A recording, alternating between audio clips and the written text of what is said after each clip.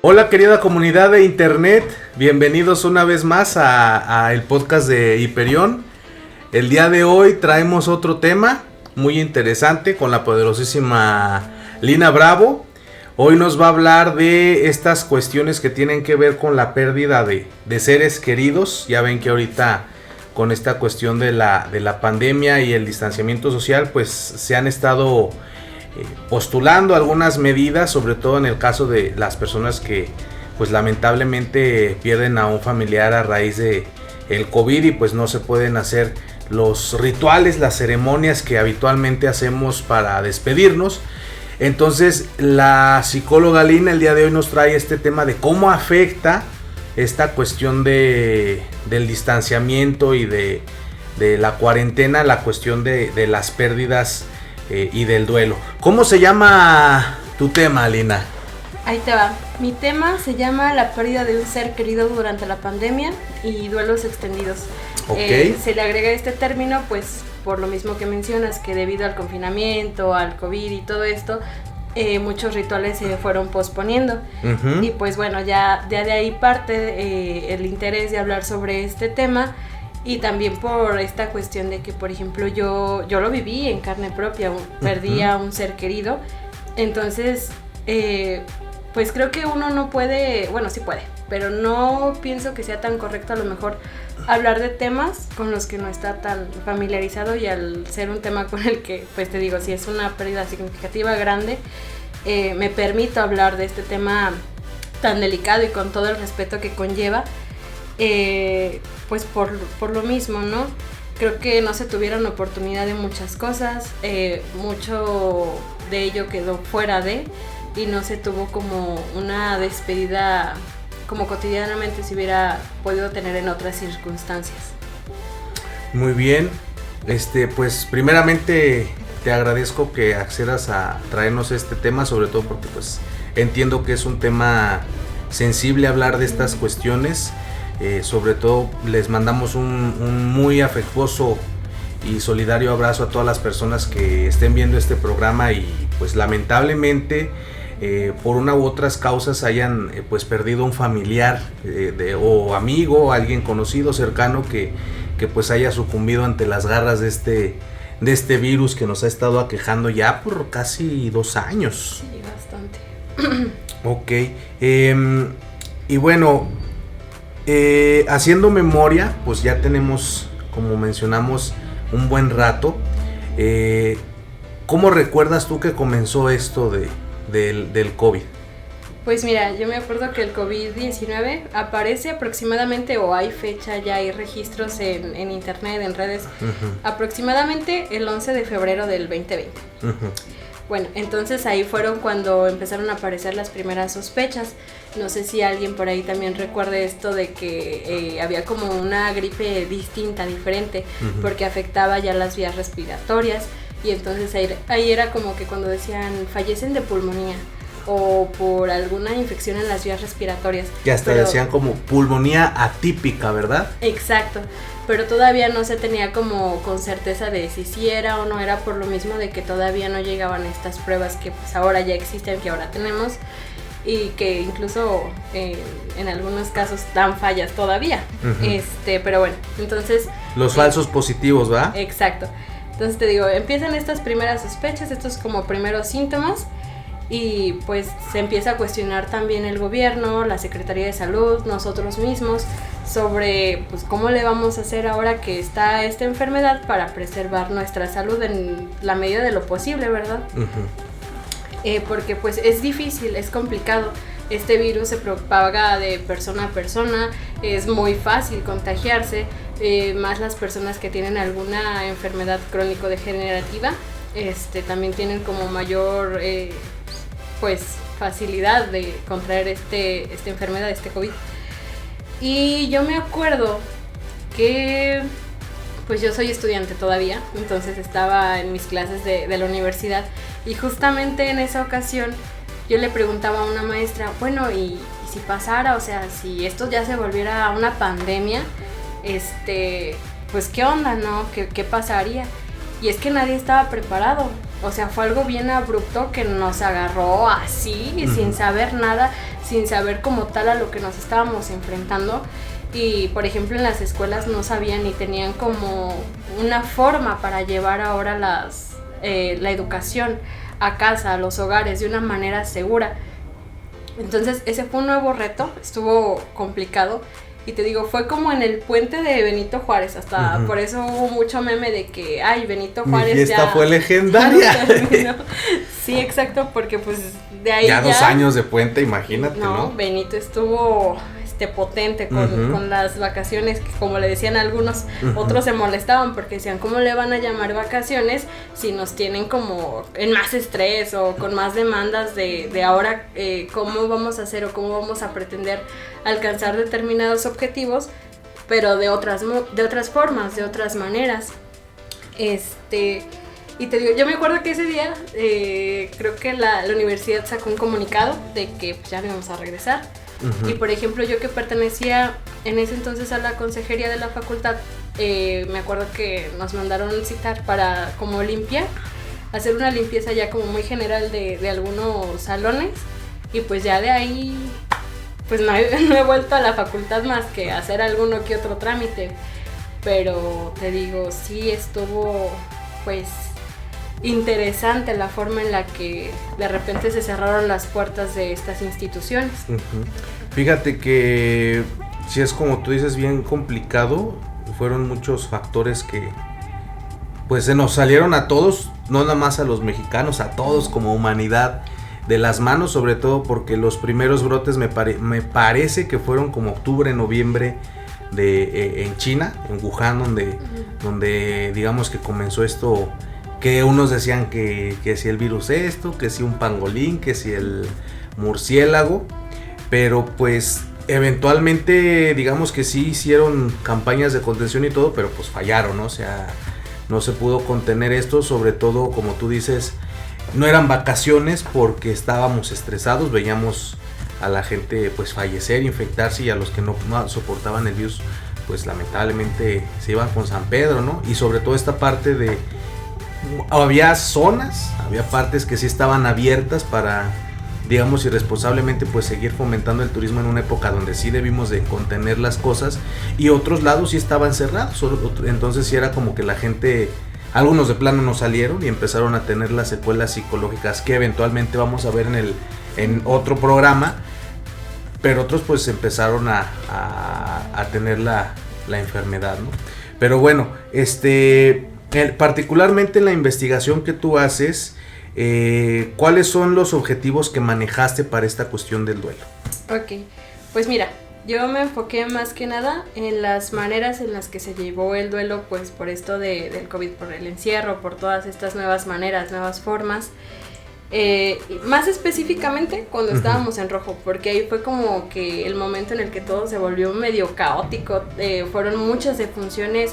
En las noticias ya ves que aparecía, creo que en el Reino Unido, en España, por allá, Francia, estaban ya eligiendo quién vivía y quién moría, porque ya las personas de cierta edad ya las desconectaban. Entonces, bueno, trato de ponerme a lo mejor en el lugar digo, si fuera tu abuelita, mi abuelita, y que decidieran desconectarla por la edad que tiene, o sea, es una emoción pues muy fuerte, muy, muy delicada. También para las personas mismas que están viviendo en esa situación, en ese momento.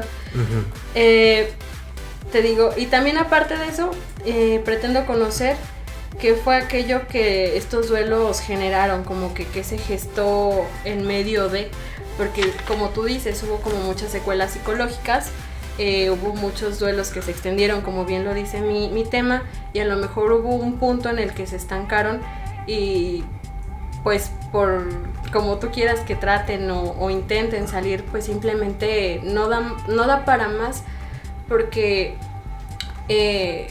por ejemplo los tanatólogos son muy importantes en este punto para que sepan llevar de manera más adecuada o más correcta este duelo que está pasando de forma tan abrupta.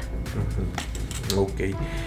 Particularmente recuerdo mucho esta cuestión de las noticias. Muchos se quejan de México que pues nos fue mal y todo lo que digas, pero particularmente había países que también no tenían ni siquiera un sistema. A lo mejor nosotros sí tenemos un sistema de salud colapsado, pero hay un sistema, ¿no?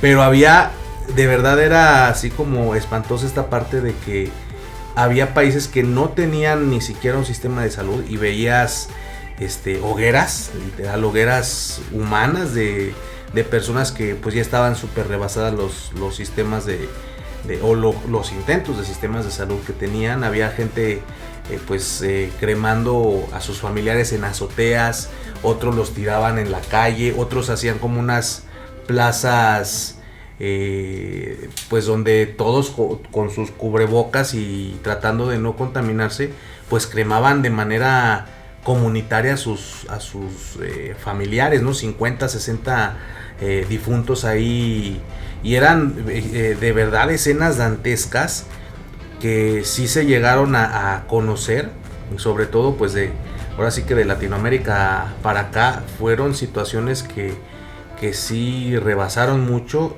noticias súper impactantes que pues yo creo no se veía estas desgarradoras historias desde la peste, y pues nos tocó verlas ahora sí que de manera muy muy impactante, y eso lo vimos nosotros, lo vieron los niños, o sea, porque estaba en todos los medios cómo el mundo fue sucumbiendo ante esta pandemia.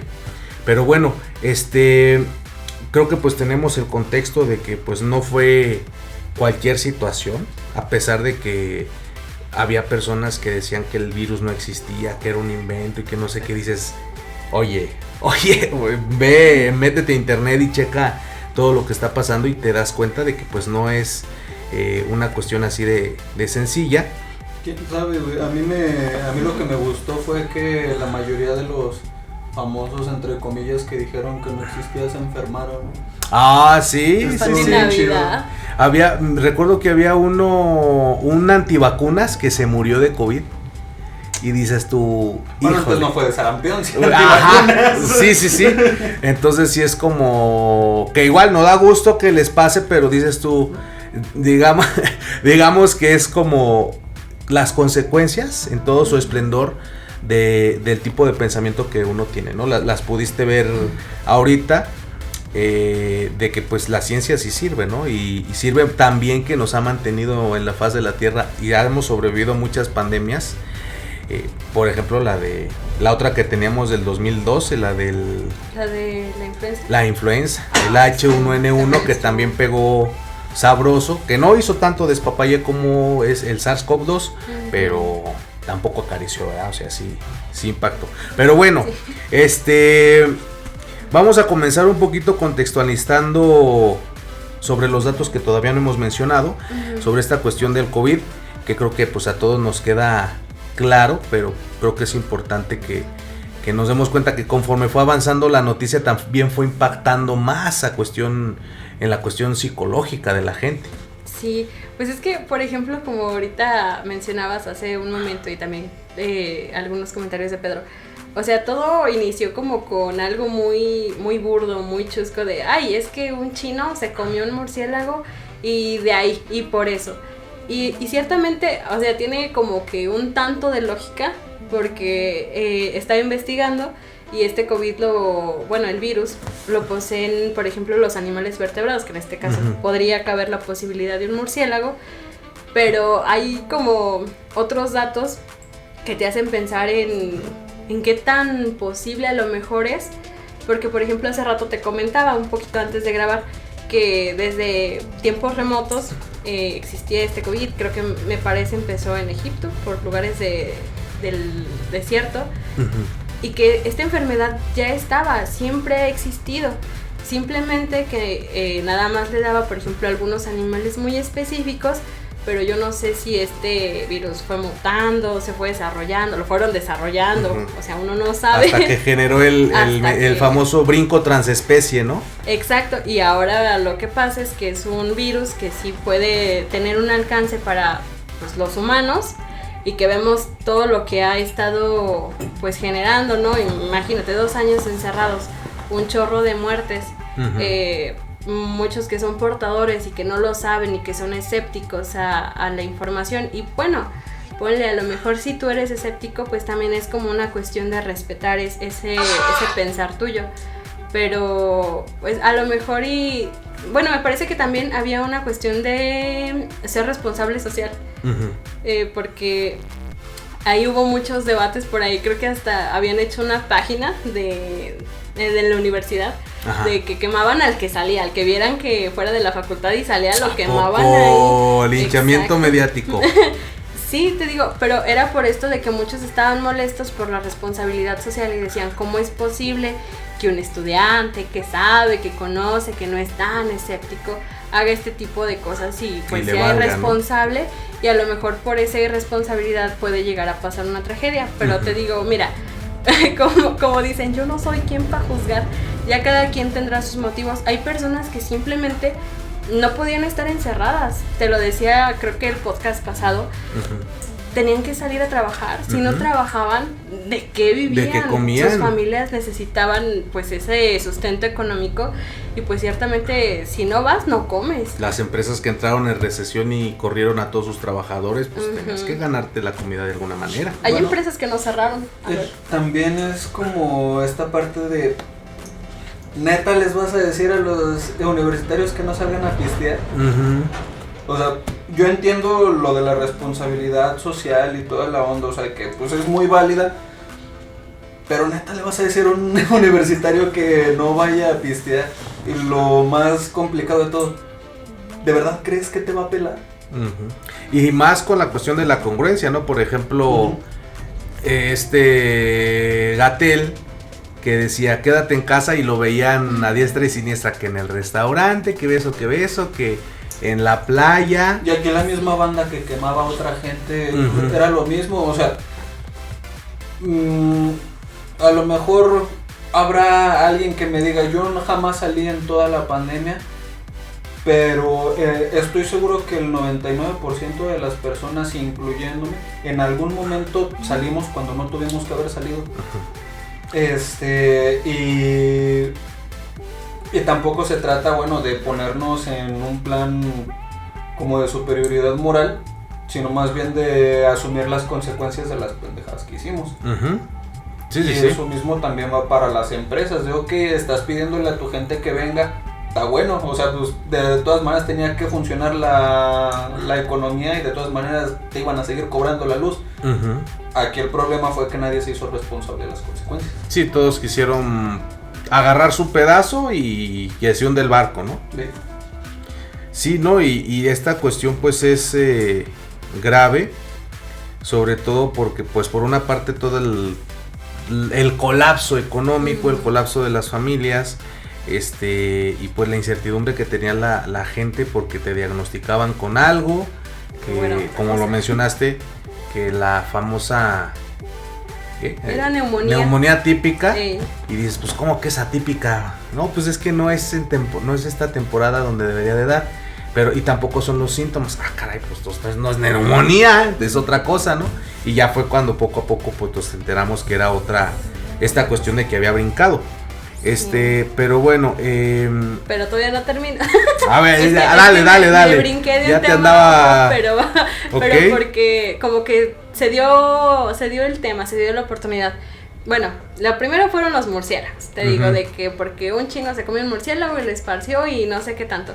Pero luego también habían otros videos, por ejemplo, de que conspiraciones, que Estados Unidos, que China, que una guerra. Que una guerra biológica, ¿no? Por ahí estaban diciendo. Ajá. Y por ejemplo, yo me acuerdo mucho de mi papá que me decía, mira, este video sí es, sí. Y yo como de, ¿estás bien, pa? O sea, está bien que creas eso, pero... a veces ese tipo de videos o ese tipo de información que llegaba, pues nada más llegaba como que a desinformar más y a como tener una idea como más equivocada en algunas cosas, a lo mejor no en todas, pero en algunas sí, y pues también llevaba a un actuar más como, pues no es cierto, no existe, y pues ándale. Sí, más polarizado, no más radical. Y pues él no existe, terminó en más contagios, en que por ejemplo la gente no usaba el cubrebocas, no tenía ¿cómo te diré? Estos cuidados en cuanto a la higiene, la salud. creo que hasta me acuerdo, te conté de una persona que no se bañaba y tú decías, ¿cómo no te vas a bañar si estamos en plena pandemia con el semáforo a tope, trabajando, juntándote con gente, subiéndote al autobús y no te vas a bañar? O sea, que es la creencia irracional, ¿no? De que a lo mejor pensaba que el agua traía el COVID. Pues quién sabe qué pensaría, pero pues sí, son cosas que dices, ay Dios, yo te lo juro, me frustraba mucho porque... Te lloraban los ojos. También, bueno, pero porque finalmente yo no podía hacer nada, yo no puedo inferir en lo que los demás hagan, yo la única persona que puedo inferir es en mí. Entonces pues ya los demás, que Dios los cuide o en quien crean. Bueno, te digo... empezó en China, se gestó en China, se extendió a otros países y por eso pasa esto de lo que se le conoce como pandemia a otros continentes. Y por ejemplo el coronavirus es bien peligroso, bueno, al menos lo que investigué, ahí decía, tiene una composición de corona, por eso coronavirus, de ahí viene el nombre. Pertenece a una familia que se llama Coronaviridae. Y está catalogado como un síndrome respiratorio agudo severo del tipo 2. ¿Por qué del tipo 2? Por lo que te decía hace un momento, nada más le da exclusivamente a los vertebrados. Entre ellos pues estamos nosotros los humanos, los pájaros, los mamíferos, ¿no? Los murciélagos, que son los vertebrados al final de cuentas. Exactamente. ¿Cómo ves? Ok. Oye, y cuéntame... ¿Qué onda con los protocolos? Porque fueron cambiando mucho, sobre todo pues cae... Yo tengo una duda, no sé dale. La respuesta. ¿En los animales es así de desgraciada? No como tal. Bueno, hasta donde yo me quedé no les da tan así, porque imagínate... Bueno, es que los animales no fuman. No tienen comorbilidad de los animales, la mayoría, ¿verdad? Ellos no hacen... esas cosas. Es que son más portadores, ¿sabes? No les afecta tanto. ¿Son como sintomáticos? Ajá, exactamente, por eso no se ve tan así, no se ve tan caótico de muerte de cierta especie a lo mejor. Como acá nosotros sí se vio muy, muy visible. No, y sobre todo esta parte de, como dice Pedro, no era tan desgraciada con los animales. Recuerdo que había una proyección estadística de epidemiólogos que decían que se iba a morir el 0.001% de la población mundial. Dices tú, híjole, o sea, éticamente dirían, pues no es mucho, pero ya después dices, pues, pero ¿quién va a ser? Vas a ser tú, voy a ser yo, que es ahí donde entra la cuestión de la ética de, pues preferentemente ninguno. Pero después las ONGs y las asociaciones salen a proyectar estadísticas que los mismos gobiernos desestimaron, pero dices tú, ¿qué tanto los desestimaron porque no son ciertas o qué tanto tú como gobierno eres incompetente para cumplir con las medidas y ya se te salió de las manos este problema, ¿no? Porque las estadísticas, algunas hablaban de que se iba a morir el 7, el 8, el 10% de la población y algunas hasta el 22%. ¿Por qué? Porque hacían la proyección no nada más sobre los infectados directos, sino sobre los infectados potenciales con comorbilidad, que eran los que tenían enfermedades médicas crónicas, terminales, incapacitantes temporales, o hasta los que tenían un trastorno psiquiátrico, porque imagínate que te dé COVID y tienes esquizofrenia.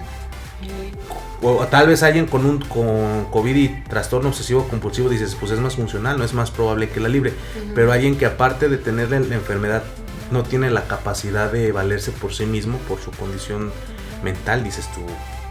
Esas estadísticas son complicadas. Pero quienes no tienen el recurso ni siquiera para hacerse la prueba o que no pueden asistir a un lugar, a un establecimiento de salud, y que los dejan fuera a lo mejor de esa estimación, de esa estadística, porque pues yo por ejemplo, te lo digo, te lo comparto, en algún momento me llegué a contagiar de COVID, bueno, me imagino. Yo no tenía el recurso económico para hacerme una prueba así como tal. Que estaban caras. Siguen, sí, ¿verdad? Sí. Siguen estando.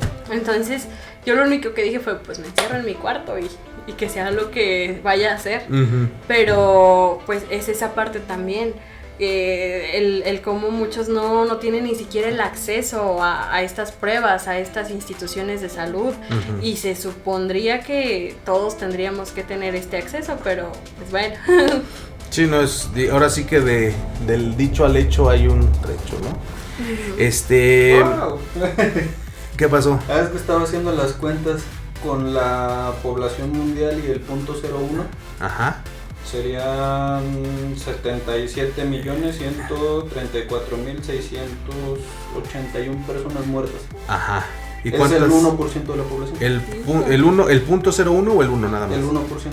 ¿Y cuántos llevamos? Porque capaz si ya la rebasamos. Es que yo chequé en la mañana, por ejemplo, y bueno, me aparecía una cifra de que en México había 299K. Y en San Luis aparecían los datos ahí, quién sabe si sean ciertos, eran 6.808. Pero pues es un chorro de población. Digo, al menos eso nada más queda en México y en San Luis, pero imagínate mundial. No, hombre. Malos casos que no llegaron a ser estadísticos. Ajá. O que los pusieron en otro rubro, porque era lo que te decía, a lo mejor a unos sí les dijeron COVID, a otros les dijeron neumonía, a otros les dijeron infección respiratoria, a otros que porque se murió de diabetes, o sea, finalmente no hay como algo tan certero, porque simplemente el virus no es algo que se esté quieto, algo que se mantenga. Ya ves ahora la nueva variación que tenemos. La variable Omicron.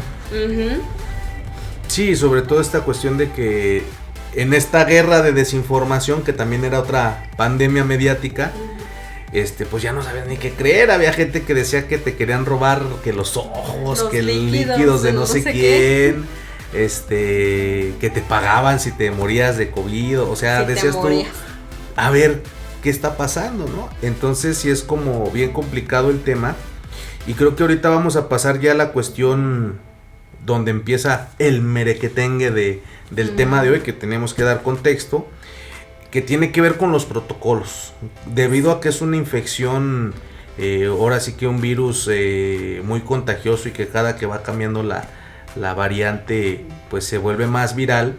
Pues obviamente se empezaron a proponer ciertos protocolos para la cuestión de no nada más el distanciamiento social, el lavado de manos, sino también el manejo de los cuerpos, que es ahí donde empieza el tema, ¿no? Sí. Pues te digo, yo investigué, se llama Guía de Manejo de Cadáveres por COVID-19 de México. Está del año del 2020. Ajá. Y por ejemplo, ahí te menciona como estos protocolos, cuidados, medidas del personal que está a cargo de estas instancias de salud para tener esta manipulación de los cadáveres o de los cuerpos mediante pues un determinado proceso. En esta guía, pues, bueno, son muchos puntos, ¿no? Pero al menos yo rescato 3 que me parecen muy importantes, y que te digo yo, bueno, yo no lo vivencié, pues yo no me morí, pero al menos yo lo vi de forma ciertamente a distancia, pero pues platicada con mi ser querido. La primera tenía que ver con este cuidado, esta dignidad, esta integridad del ser humano que pues ya pereció, ya fue. En cuanto a la manipulación del cadáver, porque pues si te das cuenta, cuando tú vas a un hospital, seguro no te tienen con ropa, te tienen con tu batita, con tu bata, pero pues realmente estás desnudo. Entonces de ahí viene que... ¿De qué? ¿Cuántos van? 5.4 millones de fallecidos y 281 millones de infectados. ¿Y cuánto era el 1%? 77 millones. O sea, todavía no la rebasamos. No, de muertos. De infectados, no. Ya la rebasamos. Ok, y pues está feo, porque dijo el 1% y era el 0.001%. Es que es a lo que te digo, manejaron muy mal la situación. Supone que a lo mejor por economía o por todas estas cuestiones de estirar la liga lo más que se pudiera, pero si es una cuestión que tú dices, muchas vidas se hubieran salvado si se hubieran tomado medidas diferentes. Por ejemplo, a lo mejor cerrar los 40 días a nivel nacional y luego mantener exclusivamente una economía interna, podría haber funcionado, pero pues ahora sí cuántos, es que es el problema, ¿a cuántos países les hubiera funcionado? Ajá. Por ejemplo, ahorita creo que está el virus todavía. Hay un problema internacional de vuelos en este momento. El único país que no tiene ese problema es México. Nuestros aeropuertos están funcionando fregón y es un paraíso. Nadie quiere venir por el narco. Pero están abiertos los... Ponle sí la delincuencia, pero están abiertos los aeropuertos como centros turísticos. La pregunta es, ¿cómo se va a proyectar en las cuestiones de las estadísticas del COVID en 15 días? Porque de los aeropuertos del mundo que están colapsados, el que está abierto es el de México. Y la gente se está viniendo, está cambiando sus planes de vacaciones de diciembre por México y estamos teniendo más movimiento a nivel internacional porque nuestro aeropuerto está funcionando. Pues es que México también, o sea, bueno, no me voy tan lejos, San Luis, cómo nos tienen caracterizados, por ejemplo, a nosotros de que somos muy valemadristas, ¿no? Y pues no. hasta cierto punto yo creo que sí aplica la regla. Todos, también los gringos, todos bueno, somos, sí. Pero sinceramente se ha notado más aquí como que los protocolos nos los pasamos por donde nomás no entra luz. Bueno, y hasta podemos verlo mediáticamente en la cuestión de las elecciones. Sí, o sea, tenían los mítines. Y estaba rojo, o sea, estaba rojo el semáforo y cómo... Cambió verde mágicamente. O sea, ni amarillo ni no, pum, verde. Y dices tú. Salió mago el güey. Ajá, y ponle, ya se hicieron las campañas, se volvió a subir de semáforo, porque pues era lógico. Ajá, y dices tú, bueno. Pero bueno, cuéntanos ya después de que hicimos la verborrea de la rabia, la cólera y la frustración que tenemos por cómo se manejó esta situación. Bueno, acá Pedro tiene material, tiene veneno para aventar, pero particularmente, ¿qué onda con estos protocolos? Porque traes datos muy interesantes de cómo se empezaron a manejar los cuerpos y yo te traigo otros datos. Dijo el presi, ¿no? Bueno, te digo ya, la primera ya la dijimos, que tenía que ver con la dignidad humana y con la precaución, ¿no? Siempre cuidando el uno del otro. Ok, bueno, el otro no estaba tan cuidando, pero tenían que. El segundo tiene que ver con el manejo y traslado ya del cuerpo. Cuando se da ya la confirmación de que si sabes que si era portador de COVID, tenían que cumplir normas de bioseguridad. Por ejemplo, aquí ya se hace el uso del mentado, ¿cómo se llama? Traje de astronauta. Muchos así le llamaron, que era como... Sí, el de aislante, ¿va? Ajá. Y otro tipo de equipo de protección, pues para no contagiarse, ya ves que, bueno... La camilla, ¿no? Que tenía como una burbuja. Ajá. Para evitar que las partículas salieran y se liberaran y con contagiaran. El virus. Ajá. Y por ejemplo también en los hospitales, en los seguros de, al menos en el IMSS, al que yo fui, porque pues también por ahí siempre pasaban tragedias, y por ejemplo tenían una área específica para personas que fueran diagnosticadas con COVID y tenían como unas cortinas blancas, pero los tenían separados, encerrados. O sea, estaba muy raro. Tú entrabas y decías, ¡ay, Dios! O sea... Sí, era un impacto psicológico. Sí, exacto. Y por ejemplo también tenían como ciertas horas en que decían, ¿sabes qué? Hora COVID. Y fumigaban todo. Pasaban las monas, bueno, los astronautas, fumigando todos lados. Estuvieran en el área COVID o no estuvieran, que era cuando entraban personas que tenían pues, sospecha, o por ejemplo alguna salía. Pero bueno, el tercero pues es el famosísimo lavado de manos con agua y con jabón. En este caso, cuando hacían la manipulación de los cuerpos, sí les decían que con alcohol no, tenía que ser agua y jabón, lo cual se me hace un poquillo extraño. O sea, pues, si finalmente el alcohol de alguna forma a nosotros nos dicen, pero bueno, ahí decía en la guía, ¿verdad? Ellos son médicos, ellos saben. ellos dicen eso.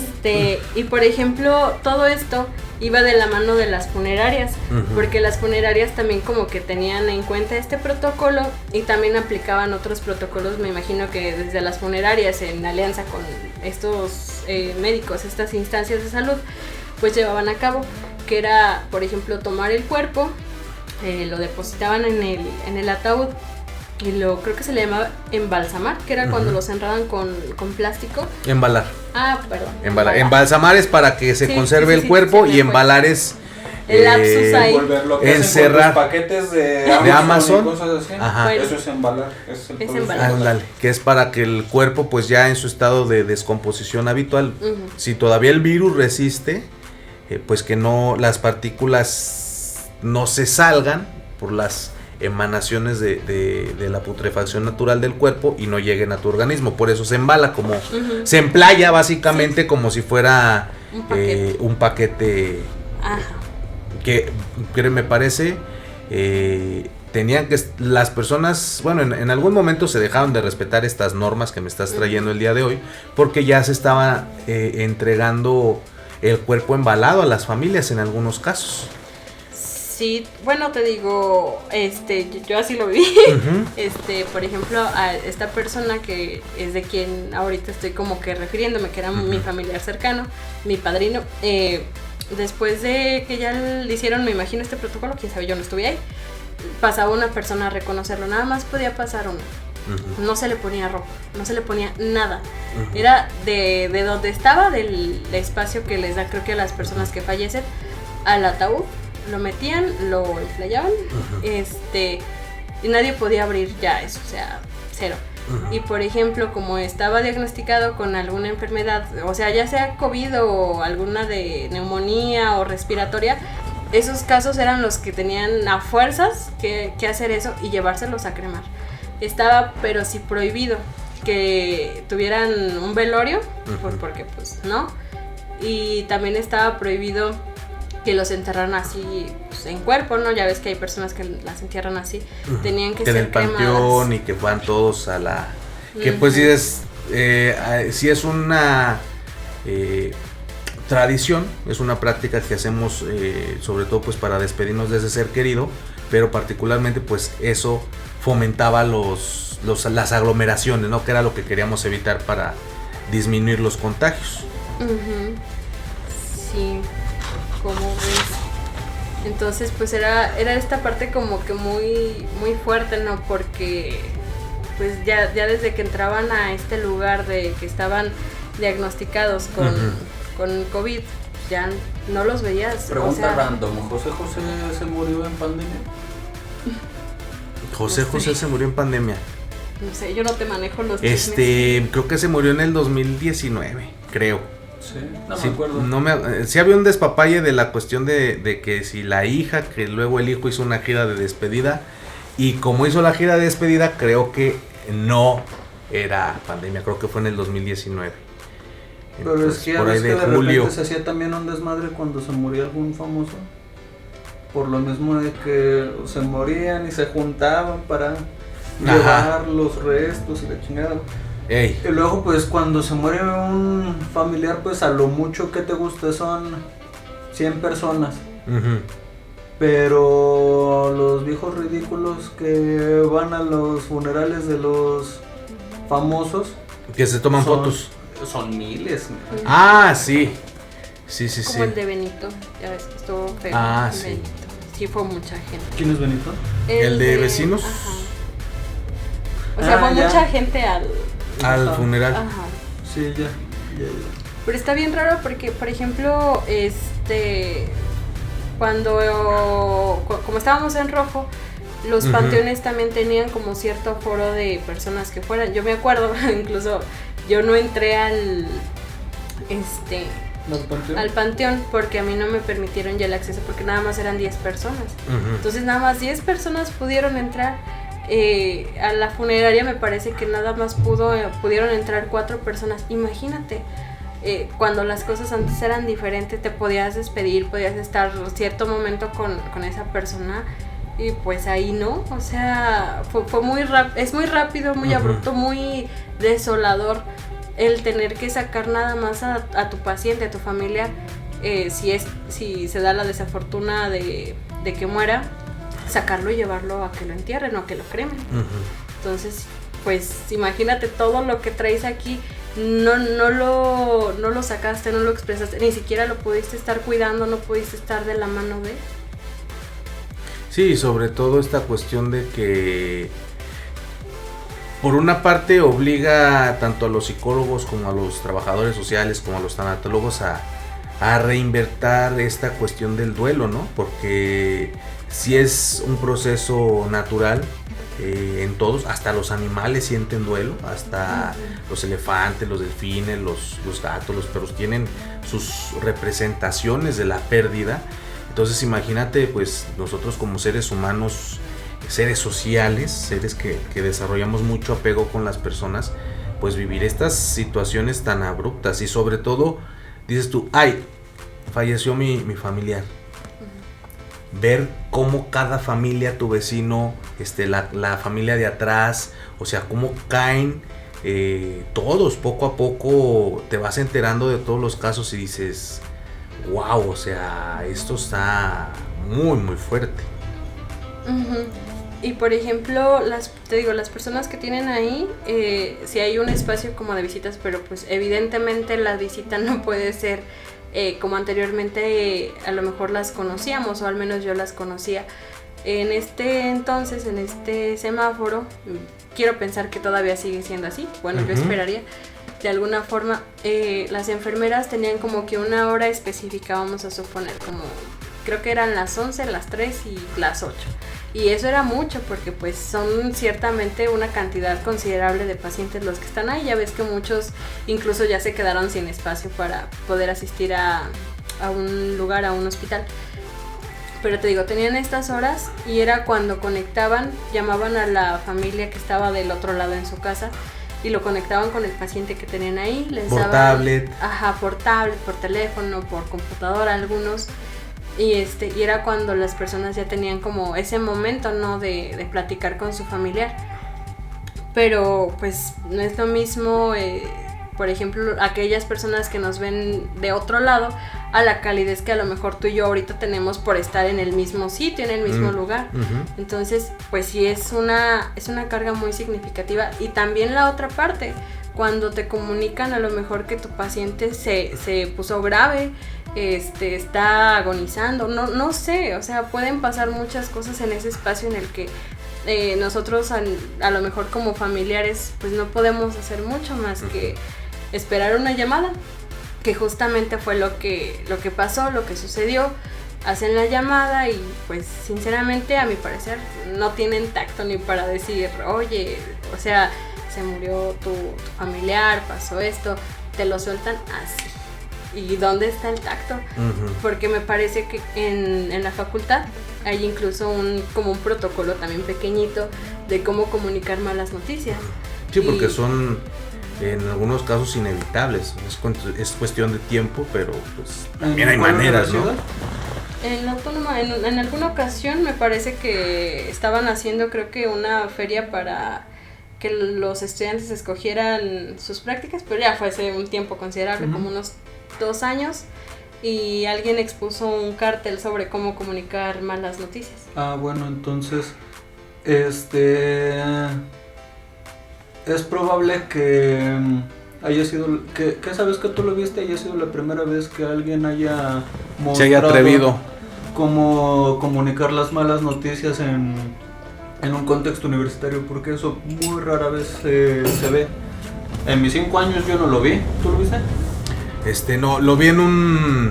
O sea, sí lo vi, pero por fuera.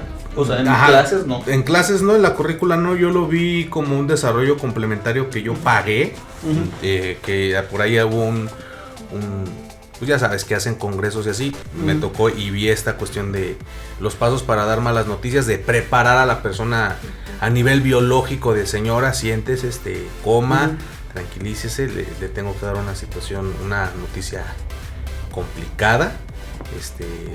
Y sobre todo gradual, porque pasó mucho que los pacientes se ponían mal y por la misma crisis los médicos se desaparecían.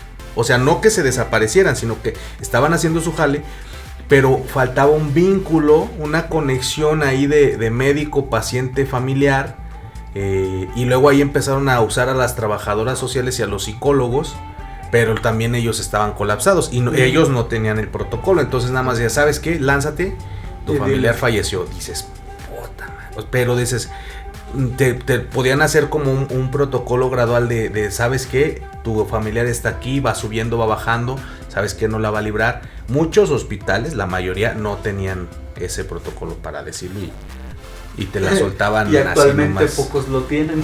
Ajá. O sea, es lo feo, ¿no? Que aún con toda la pandemia no aprendemos. Y sobre todo lo más frustrante con el internet. O sea, pudiendo hacer como el gobierno, sobre todo, principalmente haciendo mesas de trabajo de cómo le podemos dar a la gente la noticia.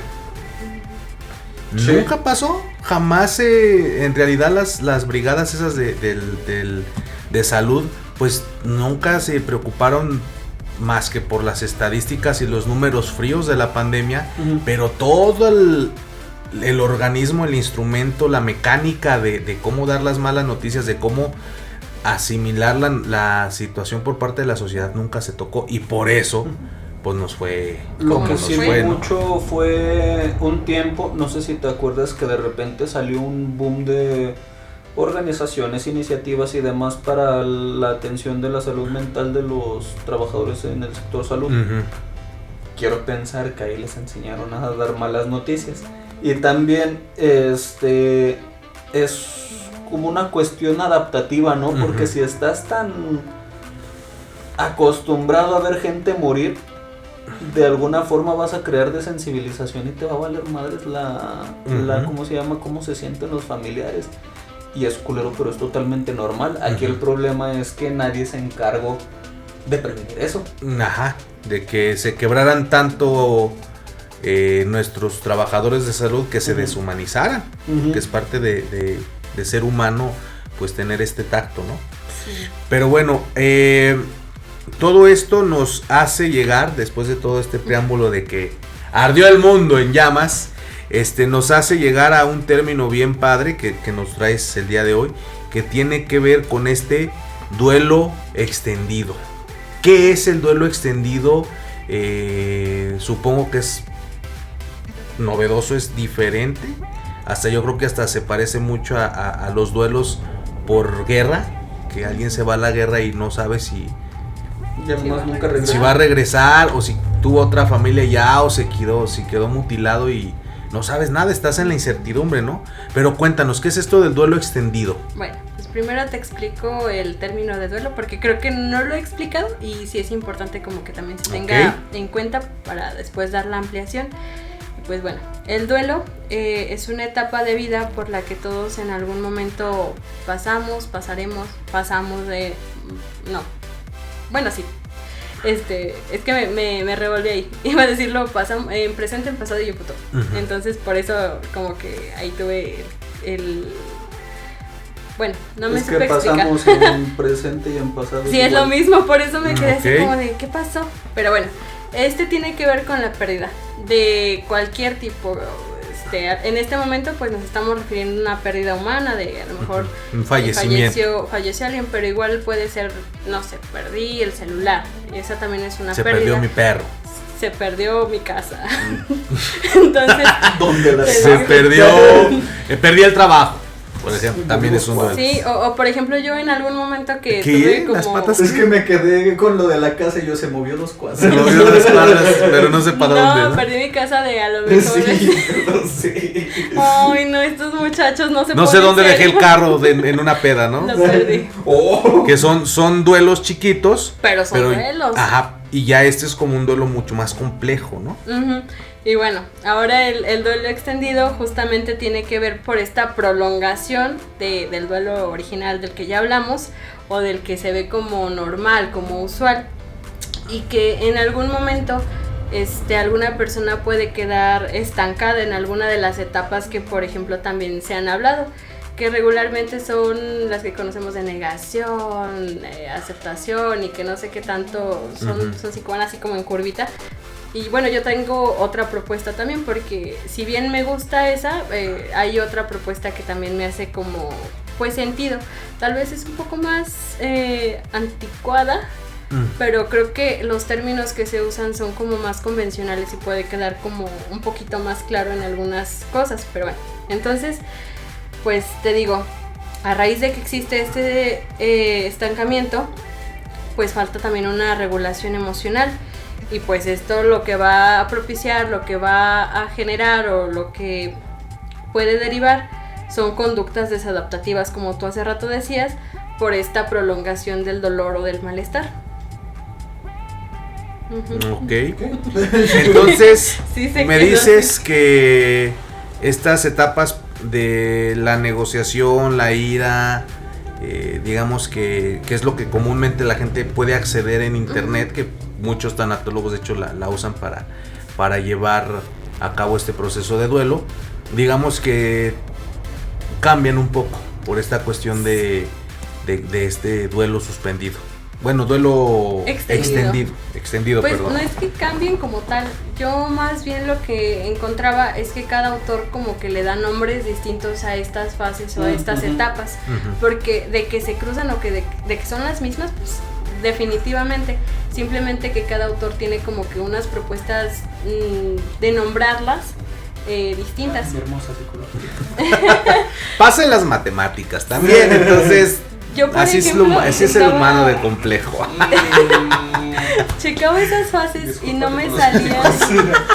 Perdón. Ingenieros, disculpen lo que dije. Ay, no me dejan ni hablar. Adelante. Te digo, yo por ejemplo checaba estas propuestas que tú mencionas y buscaba al autor y sí me salía quién las había propuesto, ya ni me acuerdo el nombre, bueno, el apellido ni el nombre me acuerdo, pero por ejemplo buscaba en artículos indexados y no me aparecía. Y se me hizo muy raro y muy extraño, decía, pero ¿por qué? Si es la que todos conocemos o la que todos usamos, como que ¿por qué no va a estar en un documento indexado? Con respaldo científico. Ajá. Y bueno, entre tantas que estuve checando y de que estuve viendo, me gustó mucho un artículo de un autor que se apellida Covadevila, que sí se pronuncia así. Y por ejemplo menciona 4 fases nada más. La primera fase, que tiene que ver con el aturdimiento o el estado de shock, que creo que muchos lo pasamos y no hace mucha falta abundar en esa fase. Sí sabes, o sea, sí. Sientes que no sabes qué está pasando, no te lo crees, dices, es un sueño malo, Que vendría siendo como el homólogo de la negación. Exactamente. Sí, nos vamos como al meme, es como la ratita que se queda así de, como la que te mandé la otra vez de meme, pues más o menos. Ok.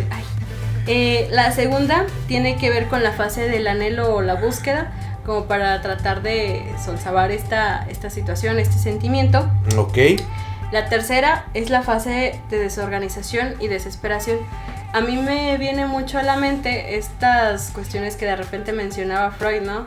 De desorganizarse y de cómo tenía organizado en su desorden, pues sí, visto de manera tangible. Y pues evidentemente tiene que haber como una nueva desorganización para a lo mejor organizar de una manera diferente, de una manera distinta y con las cosas y el medio que está pasando acá, organizar nuevamente la mente, pero se desorganiza primero. Y pues ya finalmente es esta fase de reorganización, que era como esta parte que ya medio te expliqué y yo creo que te revolví, pero sí es como desorganizar para volver a organizar de una manera tal vez distinta o diferente a lo que anteriormente era o estaba. Ok.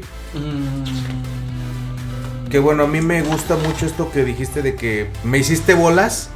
Yo lo entiendo mucho como esta cuestión de que nosotros como psicólogos o trabajadores sociales o psiquiatras muchas veces usamos esquemas, mapas mentales, pero la realidad es que a nivel orgánico pasa esto, es que me hice bolas, es que no es lineal. O sea, aunque yo te ponga el esquema y yo te lo explique de paso 1, paso 2, paso 3, paso 4, es volátil. Cada persona tiene sus procesos y lo puede entender de manera diferente y por eso pasa esto de que es que me hice bolas. Sí, porque no es lineal. O sea, puedes estar de repente en la negación y de repente brincas a la aceptación y luego regresas a la ira y es fluctuante, ¿no? Hasta que con el paso de de la asimilación que se lleva a través del tiempo y el acompañamiento profesional y tus redes de apoyo, pasa esto que acabas de decir, que es como resignificar, ¿no? Reorganizar esta cuestión. Pero bueno. Nada más antes de que pase, creo que hay que hacer énfasis en dos cosas. La primera es el acompañamiento profesional. Ajá. Precisamente por la segunda cosa que hay que tener en cuenta, que cada persona se va a especializar en alguna parte del duelo que tenga que ver con algo que ya le duele. Porque, por ejemplo, si yo soy una persona que te gusta muy melancólica, me voy a quedar en la tristeza y a lo mejor en la tristeza me voy a quedar toda mi vida. Ajá. Y a lo mejor voy a generar depresión mayor y en 5 años mi cerebro ya no va a estar segregando los químicos necesarios para sentirme feliz.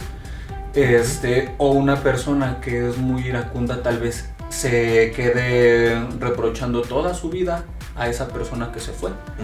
Entonces es importante también el acompañamiento psicológico, porque el profesional es el que tiene que ver específicamente qué es lo que más te duele del duelo y conforme a tu historia particular. Ajá, sí, claro, sí, porque y está muy bonito como lo dijiste, porque pues, el esquema está bien chido en el libro, los pasos y demás, pero pues la verdad es que nunca son así. Es muy, muy raro en cualquier caso y en cualquier tema toparte con un caso de libro. Todos son muy flexibles y todos, más bien, y ninguno es lineal. Y pues por eso reitero mucho lo del acompañamiento profesional. Llámese trabajador social, psicólogo, psiquiatra, tanatólogo, tanatóloga, lo que sea que tenga una base desde la cual pueda partir, porque también de repente ahí se meten otras cuestiones que a lo mejor de las cuales no toca hablar en este video, pero que a lo mejor hay gente que no es tan profesional o no está tan preparada en este aspecto y le mete mano. Y muchas veces termina peor el asunto. Entonces, sí es cuestión de entender, que los duelos no son lineales, que es normal un día sentirnos bien y al otro sentirnos mal, y que es muy importante y no tiene nada de malo buscar el acompañamiento profesional. Ok, pues muy completa tu participación. Pedro está en la producción, para que, bueno, los que ya nos conocen ya ubican su voz sensual. Me robaron mis palabras. Te volaron. Yo lo tenía aquí, mira. Oye, pero tienes más que contarnos. Aquí. Y se fue. Tienes más que contarnos, porque bueno, no sé cuánto tiempo llevamos. Yo creo que ya estamos cerca de la hora, ¿no?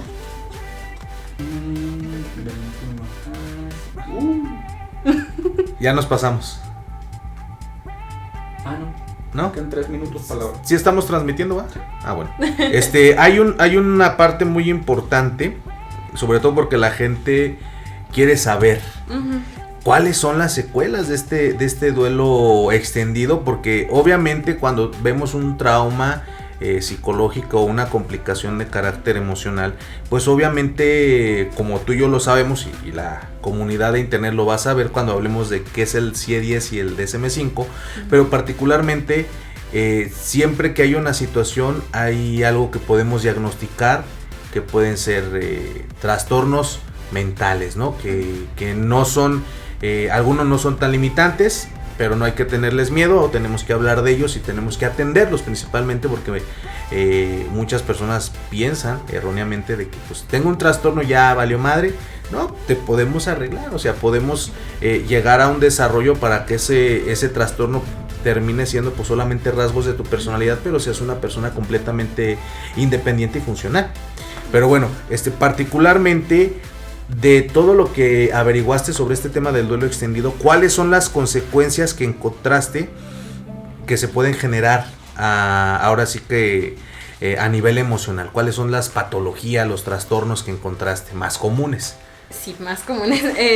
Pues mira, De los más comunes se encuentra el estrés, que pues ciertamente creo que mucha de la población empezó a decir, ay, me siento estresado, me siento de cierta forma, como así, comprimido. Uh-huh. Y pues en muchas personas que incluso ni llegan a la adolescencia, pues creo que se gestaron este tipo de malestares, ¿no? Del estrés. Uh-huh. La irritabilidad también. Porque pues quieras que no, esto de estar frustrado, de estar encerrado, pues genera ese sentimiento de estar irritable. También viene el trastorno de pánico. Trastorno de pánico, ajá, ok. Este viene, al menos a lo que encontré, generado por rasgos o sentimientos de miedo. El siguiente, brotes psicóticos. Entonces, hay aguas. Ahí ya se ve más un poco lo que es la confusión.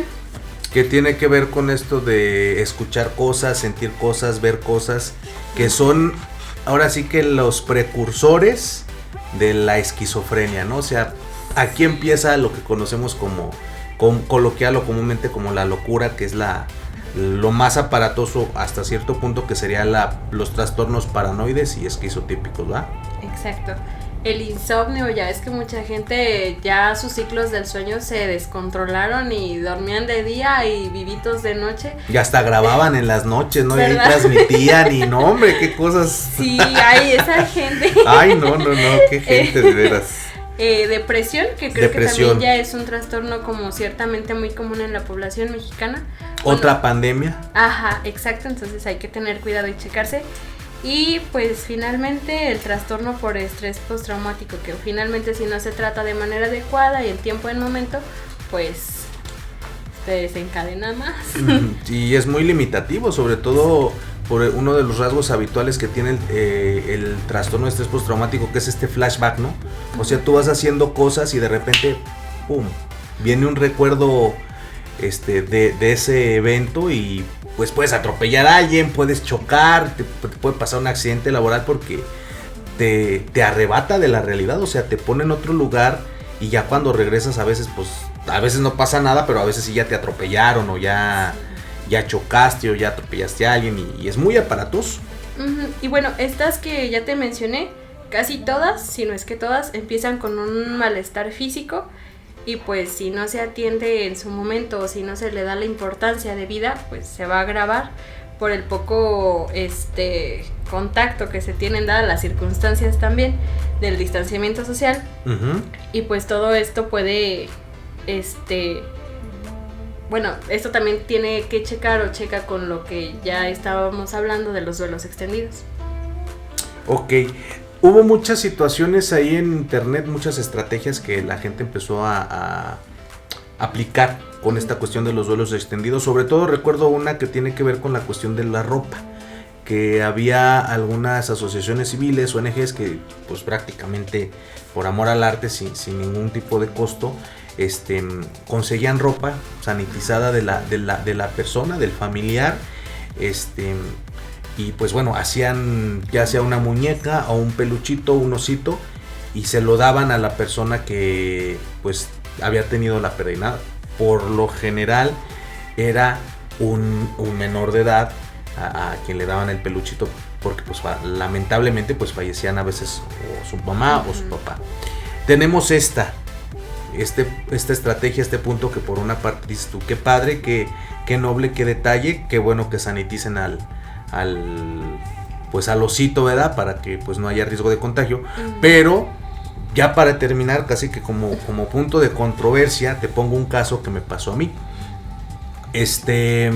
Aparte de que también me dio el COVID y varias veces y afortunadamente estamos aquí, me tocó el caso de una menor que pues se hace cuenta, su mami lamentablemente se infecta del virus, va al hospital, el papá de la menor acude al hospital a hacer la guardia típica.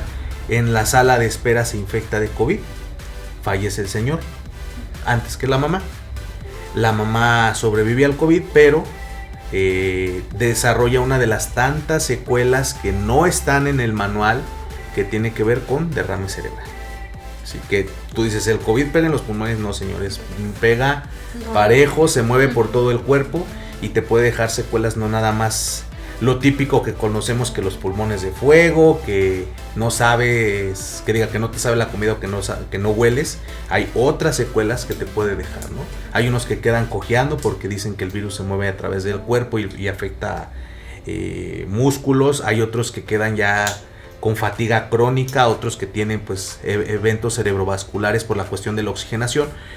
Entonces particularmente la mamá pues digamos que se cura de COVID, pero está en la sala de observación, tiene derrame cerebral, obviamente pues queda en condición vegetativa y luego fallece. Para esto la niña no sabía que sus papás tenían COVID. Pasó un mes y la niña no sabía que sus papás habían fallecido. La familia no se dio a la tarea de avisarle a la niña. A mí me contactan por la cuestión de que, oye, pues es que tú eres psicólogo, has atendido un chorro de años niños, tú de seguro sabes cómo está la situación. Y les dije, pues es una situación mundial que nos rebasa a todos y desde la trinchera, desde nuestro conocimiento científico. No sé, pero bárbaros, espérate, se pasaron súper de lanza. Yo hasta me atrevería a decir groserías, pero me las voy a omitir. Vamos a calmarnos. Yo las digo. No, es que yo no me voy a calmar. Te juro, fue un caso que en su momento me rebasó. Yo hasta como que me quería dar ahí el telele. Me dio mucho coraje. Lo que querían ellos hacer como familia era mentirle a la niña. Querían decirle que sus papás la habían abandonado, porque tenían la creencia irracional de que a partir de que la niña les agarrara odio, los iba a olvidar más rápido y los iba a superar. Y la querían mandar a otro país a que viviera, para que olvidara toda la vida que había tenido aquí. Entonces era una serie de violación constante de derechos infantiles, sobre todo porque la niña tiene obviamente derecho a la verdad, derecho a guardarle el luto y rendirle honor a sus padres conforme ocurrieron las cosas. Obviamente era una noticia complicada, muy fuerte, pero hay maneras de decir este tipo de noticias a los niños y hay formas de hacer el acompañamiento. Ve tú a saber si la familia no quería pagar al psicólogo o si eran muy conservadoras y querían hacer las cosas a su manera. Pero el punto es que hay un momento en el que pues a mí me sacan del caso, ¿no? Entonces me quedo así de híjole, qué complicado está la situación para la niña, porque muy posiblemente la familia no le agradó perder el poder sobre la niña, de que es que tiene derechos, y no, aunque sea su familiar, no puedes decidir por ella porque tiene derechos. Y lamentablemente la cultura nos enseña malamente que pues son mis hijos y los educo como yo quiera y yo les di la vida y si quiero se las quito, ¿no? Que es una verdad que prima y se sigue rezando en las familias, que sigue siendo a final de cuentas tóxica, porque estás omitiendo completamente la identidad de los niños como sujetos de derechos. Y particularmente pues solo Dios sabe qué vaya a pasar con esa menor, ¿no? Porque pues sí, lamentablemente fallecieron sus tutores legales, que pues serían sus padres.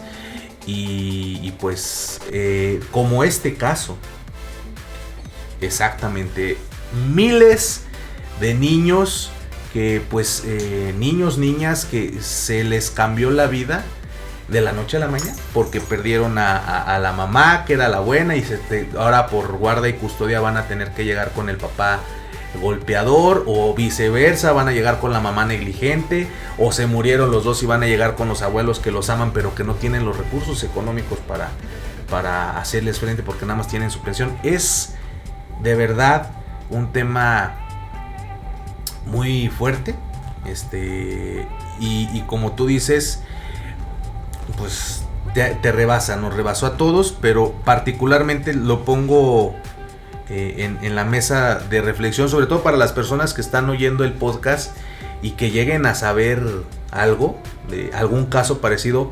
Pues vean la prudencia de tratar de canalizar a las personas con los especialistas necesarios, que ya Pedro aquí nos comentó que pues psicólogos, trabajadores sociólogos, psicólogos, trabajadores sociales, tanatólogos, psiquiatras, o sea, lo que se llegue a necesitar para poder apoyar a la gente, abogados, que también los abogados saben acompañar en estas cuestiones jurídicas que tienen que ver con el duelo, de pues las herencias y todas estas cuestiones, sobre todo porque pues hay que garantizar la integridad y sobre todo el bienestar de los niños. Pero bueno, particularmente ya para finalizar, algo que quieras compartir, alguna estrategia que hayas encontrado para poder trabajar este duelo extendido, o algún punto que quieras decir para cerrar el programa. Pues bueno, yo por ejemplo checaba y desde las estrategias de internet, a mí algunas sí me parecían como medio extrañas, medio curiosas en el sentido de que, bueno, no que fueran extrañas, sino que te ponían como en un punto muy, muy vulnerable, y pues uno a veces si no sabe como llevarlo de la mejor manera, no sabes en qué puede terminar en ese momento. Ajá. Pero también ya en la clínica yo veía que una de las más usadas en cuanto a las pérdidas y el duelo es el hacer una carta, escribir una carta, decir todo aquello que a lo mejor no hayas podido haber dicho en su momento a esta persona, visitarla en algunas fechas particulares, especiales, tal vez para él, tal vez para ti, o para ella o para ti, al lugar donde están sus restos. No sé, hay personas que prenden veladoras y las tienen siempre ahí. Por ejemplo, en mi familia eso es lo que se está acostumbrando, ¿no? Poner siempre un altar, tenerle como un pequeño altar donde está su foto y pues una veladora, y me parece que hasta flores.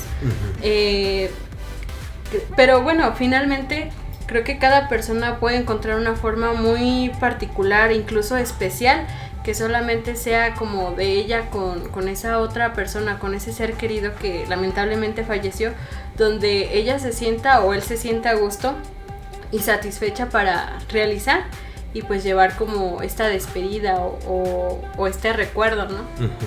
Pues sería eso.